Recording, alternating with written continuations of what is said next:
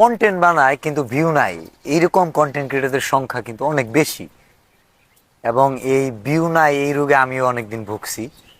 তো এখন আমি জানি যে কেন ভিডিও ভিউ হয়, কেন হয় না, তখন কি সমস্যা ছিল। মানে এমন না যে এখন ভাইরাল হয়েছি বা ফেমাস হয়েছি যে এখন ভিউ আছে।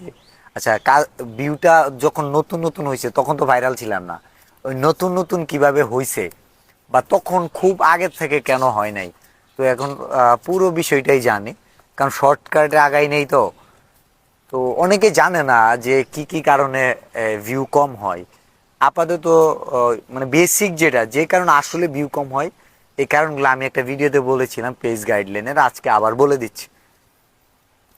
একটা কন্টেন্টের তিনটা পার্ট থাকে: video resolution, sound quality, and হচ্ছে কন্টেন্ট। মানে যেটা আপনি বুদ্ধি খাটিয়ে মাথা খাটিয়ে আপনি কি করবেন, কি দেখাবেন। ভিডিও তো ক্লিয়ার করবেন, ঠিক আছে, সেটা ফোন কিনলে হয়ে যাচ্ছে, ভালো ভালো মাইক্রোফোন কিনলে সাউন্ড ঠিক হয়ে যাচ্ছে, কিন্তু আপনি বলবেন কি, শোনাবেন কি, সেটা বিষয়।